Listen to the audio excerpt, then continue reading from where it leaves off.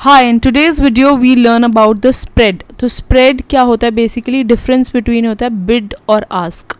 सो यहाँ पर आप देख सकते हो कि बिड क्या आ रही है 1.3500 और आस्क आ रही है 1.3501. तो इनके बीच में जो गैप होता है उसे हम स्प्रेड बोलते हैं. Bid minus ask, that is the spread. तो यहाँ पर 1 पिप का स्प्रेड है. फॉर एग्जाम्पल आपने यूरो यूएसडी के केस में देखा, ये euro USD is trading at 1.3500 to 1.3501. यहाँ पर जो पहला वाला है that is the bid and the next one is the ask.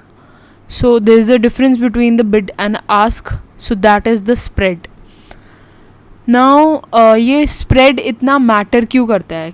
Spread basically मतलब होता है ट्रांजैक्शन कॉस्ट. जितना ज़्यादा स्प्रेड होगा उतना ज़्यादा ट्रांजैक्शन कॉस्ट होगा, जितना कम स्प्रेड होगा उतना कम ट्रांजैक्शन कॉस्ट होगा.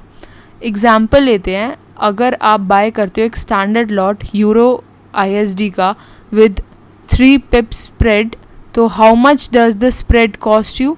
What if the spread is 1 pip? तो कितना स्प्रेड हुआ, और अगर 1 पिप का स्प्रेड होता है तो क्या डिफरेंस आता है. यहाँ पर देखते हैं. मान लो आपने एक लॉट लिया, तो एक लॉट में 100,000 यूनिट्स होते हैं, तो उससे आपकी $10 पर पिप हुआ और 3 पिप का स्प्रेड हुआ, तो आपको देने पड़ेंगे $30 इन USD आपका स्प्रेड होगा. अगर ये 1 पिप का आ जाता है तो आपका कॉस्ट काफ़ी रिड्यूस हो जाएगा, आपको खाली $10 ही देने पड़ेंगे. वैसे ब्रोकर्स का ये फिक्स्ड होता है, बट जितना कम हो उतना बेटर होता है. तो इसको रिड्यूस करने के क्या तरीके हैं, how to reduce the cost of the spread. पहले फोकस करो मेजर करेंसी पेयर्स पर ही ट्रेड करो. जितने मेजर करेंसी पेयर्स हैं वहाँ पर जो कॉस्ट ऑफ स्प्रेड होता है वो काफ़ी कम होता है रिलेटिव टू जो इतने ट्रेड नहीं होते एक्सचेंज पर, वहाँ पर कॉस्ट ज़्यादा होता है. जैसे आप यूरो USD देखोगे, यहाँ पे 0.3 का ही खाली स्प्रेड है.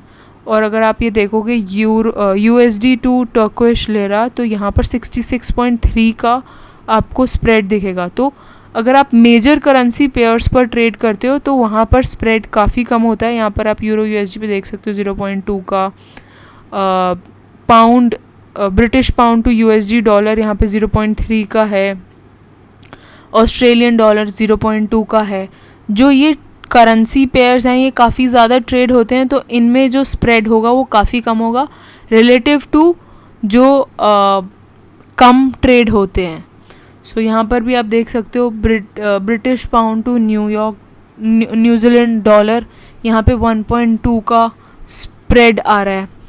आपको दिख रहा होगा यहाँ पर.